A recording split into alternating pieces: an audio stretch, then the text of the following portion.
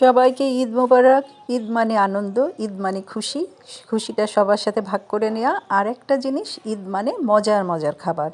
Hello everyone, আসসালামু আলাইকুম। শিম্পুস kitchen থেকে আমি শিম্পু। আজকে খুবই মজার বাবুর্চি স্টাইলে ডিমের কোরমা রেসিপি নিয়ে চলে এসেছি। রেসিপি যদি ভালো লেগে থাকে তবে প্লিজ লাইক, শেয়ার, সাবস্ক্রাইব করতে ভুলবেন না। সবার আগে রেসিপি পেতে অবশ্যই বেল বাটনটা ক্লিক করবেন। যখনই আমি কোনো রেসিপি দেবো সবার আগে নোটিফিকেশান পেয়ে যাবেন।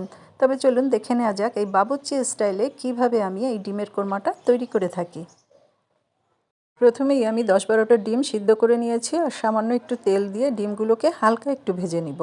আর ডিমে কিন্তু কোনো রকম আমি হলুদ, মরিচের গুঁড়া কিছুই দিব না, যেহেতু কোরমা। এখানে কিন্তু কোরমাটা সাধারণত সাদা সাদা হয়ে থাকে, সেই কারণে একদম আমি একটু হালকা করে ডিমগুলো সব ভেজে একপাশে সরিয়ে রাখবো। এখানে 1 মুঠ বাদাম আর কিছু কিশমিশ নিয়েছে, এটা পানি দিয়ে ভালো করে ব্লেন্ড করে নিব। আর এখানে আমি তেল দিয়ে দিচ্ছি টেবিল চামচের একদম উঁচু করে 5 চামচ। আর কিছু মশলা এখন দিয়ে দিব, তেজপাতা, গোলমরিচ, এলাচ, দারচিনি আর জয়িত্রী। অল্প করে কিন্তু একটু জয়িত্রী দিয়েছি, লবঙ্গ 4-5টা দিয়েছি।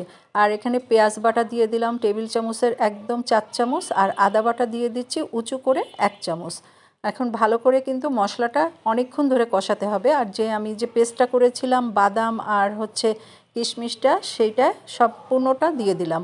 আর এখানে আমি চীনাবাদাম নিয়েছি, আপনারা কিন্তু আপনাদের পছন্দ মতো বাদাম, কাজুও নিতে পারেন, অথবা এমনি নর্মাল যে বাদামটা সেটাও নিতে পারেন।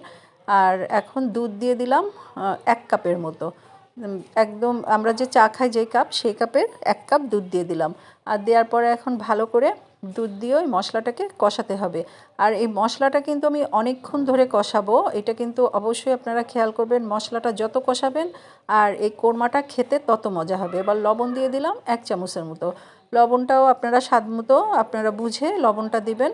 আর এখন যে লবণ দেওয়ার পরে আমি যে একটু টক দই দিয়ে দিচ্ছি, টেবিল চামচের প্রায় 3 চামচের মতো টক দই দিচ্ছি।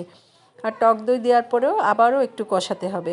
আমি কিন্তু প্রতিটা মশলা দিচ্ছি আর উপকরণ দিচ্ছে আর একটু একটু করে কষাচ্ছি, এটা কিন্তু অবশ্যই খেয়াল করেছেন।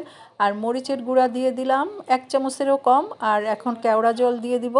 আর যেহেতু শাহি একটা কোরমা হবে, কেওড়া জলটা না দিলে একদমই শাহি শাহি ভাবটা আসবে না। কেওড়া জলটা টেবিল চামচের 1 চামচ দিয়ে দিলাম। দিয়ে এটাকে কিন্তু আমি কষাচ্ছি অনেকক্ষণ ধরে, এটা কিন্তু আপনারা খেয়াল করেছেন। আর এটা এখন সামান্য একটু গরম পানি দিয়ে দিলাম। আর একদম যখন তেলটা ভালো করে মানে ফুটে উঠবে তখন কিন্তু গরম পানিটা দিবেন। আর মশলাটা কিন্তু বেশ খানিকক্ষণ ধরে কষাতে হবে। আর ডিমটা যে ভেজে রেখেছিলাম সব ডিমটা এখন দিয়ে দিলাম। আর ডিমটা দেওয়ার পরে এখন ঢেকে দিব কিছুক্ষণের জন্য। একটু কাঁচামরিচও কতগুলো দিয়ে দিব। কাঁচামরিচটা সামান্য একটু চিড়ে কাঁচামরিচটা আমি দিয়ে দিব। আর দিয়ে এটা ঢেকে রাখবো প্রায় 2-3 মিনিটের মতো। আর এখানে কিন্তু জালটা মিডিয়ামের থেকেও আস্তে রাখতে হবে। এরকম যখন তেলটা ভেসে উঠবে তখন আপনারা একদম উঁচু করে 2 চামচ ঘি দিয়ে দিবেন। ঘি না দিলে কিন্তু সেই মানে মজা যে ফ্লেভারটা কোরমার সেটা আসবে না। ঘিটা অবশ্যই খাঁটি ঘি দেওয়ার চেষ্টা করবেন।